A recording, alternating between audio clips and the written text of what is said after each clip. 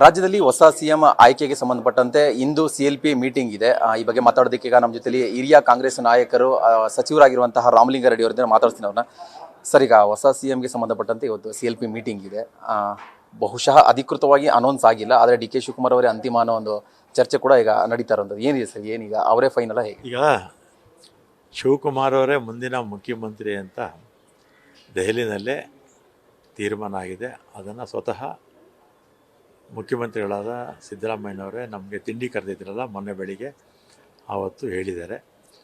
ಅದರ ಗವರ್ನರ್ ಅವರಿಗೆ ನಾವು ಪತ್ರ ಕಳಿಸ್ಬೇಕಾದ್ರೆ CLP ಮೀಟಿಂಗ್ ಕರೀಬೇಕು. CLP ಮೀಟಿಂಗಲ್ಲಿ ಯಾರಾದರೂ ಒಬ್ಬರು ಪ್ರಪೋಸ್ ಮಾಡ್ತಾರೆ, ಇನ್ನೊಬ್ಬರು ಸೆಕೆಂಡ್ ಮಾಡ್ತಾರೆ. ಆಮೇಲೆ ರೆಸೊಲ್ಯೂಷನ್ ಕಾಪಿನ ಗವರ್ನರ್ ಅವ್ರಿಗೆ ಕಳಿಸ್ತೀವಿ.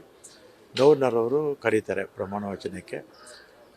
ಮತ್ತು ಯಾವ ಸಮಯಕ್ಕೆ ತಗೋಬೇಕು, ಎಷ್ಟು ಜನರ ಜೊತೆ ಪ್ರಮಾಣ ವಚನ ತಗೋಬೇಕು ಅನ್ನೋದನ್ನು ಆಮೇಲೆ ನಮ್ಮ ಇಬ್ಬರು ಹಾಲಿ ಮತ್ತು ಮಾಜಿ CMಗಳು ತೀರ್ಮಾನ ಮಾಡ್ತಾರೆ. ಸರ್, ಈಗ DK ಶಿವಕುಮಾರ್ ಅವರು ಈಗಾಗಲೇ ಗವರ್ನರ್ ಭೇಟಿ ಮಾಡಿ ಬಂದಿದ್ದಾರೆ. ಏನಾದರೂ ಡೇಟ್ ಫಿಕ್ಸ್ ಆಗಿದೆ ಸರ್, ಯಾವಾಗ ಪ್ರಮಾಣ ವಚನ ಕಾರ್ಯಕ್ರಮ ಅನ್ನೋದಿನ? ನಾನು ನಿನ್ನೆ ನನ್ನ ಮಾಹಿತಿ ಪ್ರಕಾರ 1 ಅಥವಾ 5 ಅಂತಿತ್ತು. ಶಿವಕುಮಾರ್ ಅವ್ರಿಗೆ ಸಿಗ್ತಾರಲ್ಲ, ಕೇಳಿದ ಮೇಲೆ ಸ್ಪಷ್ಟತೆ ಬರುತ್ತೆ. ಸರ್, ಈಗ ಹೊಸ CM ಆಯ್ಕೆ ಆದಂಥ ಸಂದರ್ಭದಲ್ಲಿ ಈಗ ಕ್ಯಾಬಿನೆಟ್ ಕೂಡ ರೀಶಫಲ್ ಆಗ್ತಾ ಇರುವಂಥದ್ದು, ನೀವೇನಾದರೂ ಒತ್ತಾಯ ಅಥವಾ ಮನವಿ ಏನಾದರೂ ಮಾಡಿದರೆ ಬೇರೆ ಖಾತೆಗೆ ಅಥವಾ DCM ಹುದ್ದೆ ಈ ರೀತಿಯಾಗಿ ಏನಾದರೂ ನಿಮ್ಮ ಕಡೆಯಿಂದ ಏನಾದರೂ ಹೋಗಿದೆಯಾ ಮನವಿ ಅಂತ? ಈಗ ಹಿಂದೆ 5 ಸಲ ಮಂತ್ರಿ ಆಗಿದ್ದೀನಿ. ಯಾವತ್ತೂ ಕೂಡ ಮಂತ್ರಿ ಸ್ಥಾನಕ್ಕೆ ಲಾಬಿ ಮಾಡಿರಲಿಲ್ಲ. ಆಮೇಲೆ ಹೋದ ಸಲ ನನ್ನ ಸೀನಿಯಾರಿಟಿ, ಹೋದ ಸಲ 7 ಟರ್ಮ್ ಆಗಿತ್ತಲ್ಲ, ಇಲ್ಲ 8ನೇ ಟರ್ಮ್ ಈ ಸಲ. ಆಗ ನನ್ನ ಸೀನಿಯಾರಿಟಿಗೆ ತಕ್ಕಂಥದ್ದು ಕೊಡಲಿಲ್ಲ ಅಂತ ಸ್ವಲ್ಪ ಬೇಸರ ಇತ್ತು ಅಷ್ಟೇ.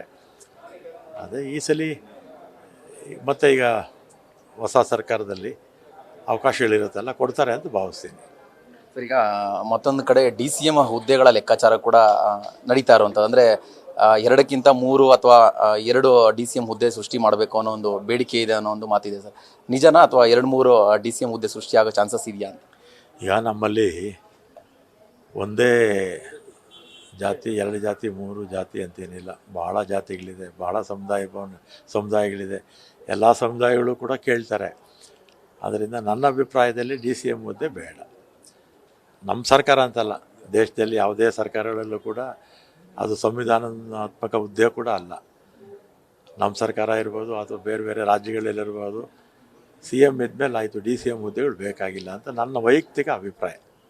ಸರ್, ಈಗ KPCC ಅಧ್ಯಕ್ಷ ಸ್ಥಾನದ ಚರ್ಚೆ ಕೂಡ ನಡೀತಾ ಇರೋಂಥ ಸರ್. ಈಗ ಸಹಜವಾಗಿ DK ಶಿವಕುಮಾರ್ ಅವರು ಮುಖ್ಯಮಂತ್ರಿ ಆದರೆ ಈಗ KPCC ಅಧ್ಯಕ್ಷ ಸ್ಥಾನ ತೆರವಾಗುತ್ತೆ. ಆ ಒಂದು ಸ್ಥಾನಕ್ಕೆ ಈಗ ಸತೀಶ್ ಜಾರಕಿಹೊಳಿ ಹೆಸರು ಬಲವಾಗಿ ಕೇಳಿಬರ್ತಾ ಇರುವಂಥದ್ದು, ಏನು ನಡೀತಾ ಇದೆ? ನಾನು ಕೂಡ ಮಾಧ್ಯಮಗಳಲ್ಲಿ ನೋಡಿದೆ ಸತೀಶ್ ಜಾರಕಿಹೊಳಿಯವರ ಹೆಸರು. ನೋಡಿ, ಹೈಕಮಾಂಡ್ ತೀರ್ಮಾನ ಮಾಡ್ತಾರೆ